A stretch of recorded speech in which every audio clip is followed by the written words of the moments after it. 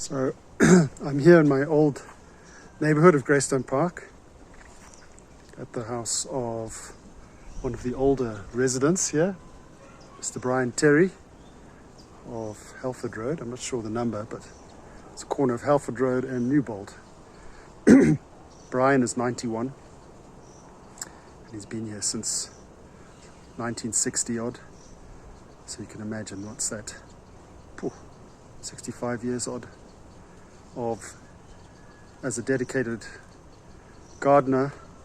You can imagine he's had decades to sculpt the landscape here, which he's done marvelously. So I'm just going to show you what he's done before. Garden with succulents, aloes, strelitzia, palms, and it's just really gorgeous here. Yeah, as you can see, he's moved with the times as well. Automated lawnmowers. Now, Greystone Park is notoriously dry, rocky, and therefore not renowned for its groundwater. The name Greystone refers to the grey dolerite rock that underlies the hills here. So it's testament to Brian's abilities as a water diviner that he's been able to sink 2 boreholes over the years to supply his garden here. And I knew that he'd sunk one maybe 25 years ago plus, which was a slow yielding borehole. But he said he sunk another more recently, which is a gusher. It's a beautiful, beautiful, lovely big koi swimming here in the lower pond. You can probably spot them there. Look at them, just swimming leisurely around. So Brian's got his breeding ponds full of them at 91. Incredibly active man. For the fish shops and the local market, he said. Mostly. Look at these water lilies. Lovely, huh? Look at that.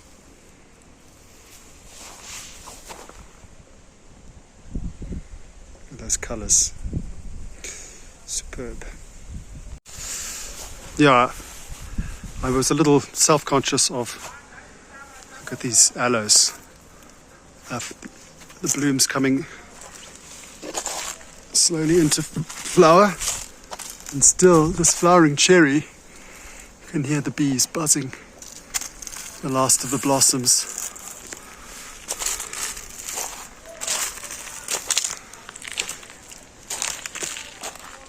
You know, even the water lilies, he's got different varieties.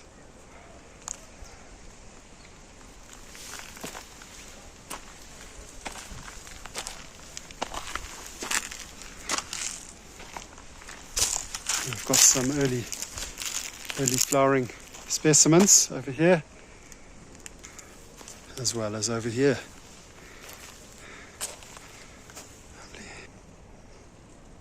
Just saying that I was a bit self-conscious interviewing Brian directly, but I can relate what he said in writing.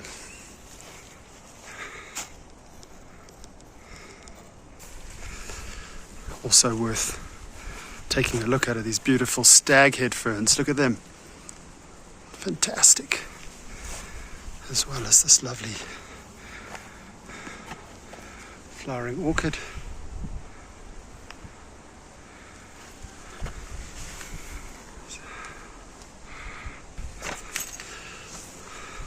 So he's made a point of also growing the aloes outside. The top of the garden, the traditional rose garden. They've probably past their best. These little chaps, I saw at my brother's place. These beetles, they love it. They love eating the buds, the blossoms. Ask you one, Richard, yes? Yeah, I'm Richard. Richard. Yes. Richard, please tell us how long you work here? Now I'm working for 24. 24 years. Yes. Yeah, you're doing a great job. Yes. It's very beautiful. Thank you. I'm going through the upper part of his garden. I wished I could tell you more of the names of these aloes. I only know Aloe arborescens, this variety. You have the stalked aloes, these kind of branching aloes. I believe this is a Gasteria species. This one will come into flower probably, oh, it's just starting. We'll progress. The arborescence over there is lovely, isn't it? Now I was fooled for a second as I've got to the top of his garden here. I saw these boulders and I thought, how did they get here?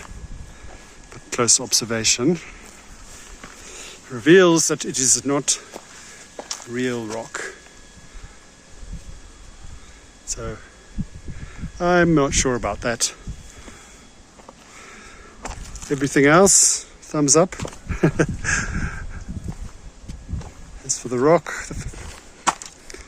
well, it doesn't really matter. It's at the top of the garden. There's lots else to see. This is Greystone Park. This is where I grew up, a suburb. It's a beautiful, beautiful area of Harare. And I was quite unashamed to tell people as much, that it was superior to the other suburbs.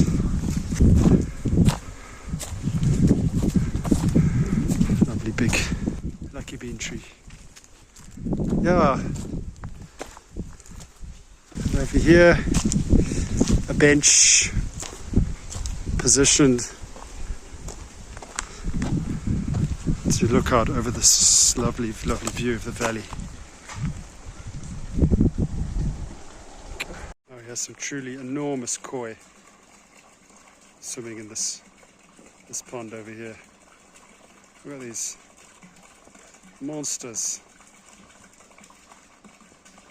This acacia is reflected in the water.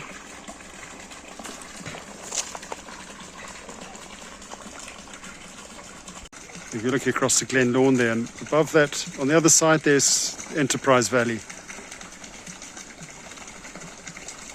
Up here, we have the very manifestation of the old adage, as busy as bees, because we have a hive full of them. You can see they are busy, busy, busy.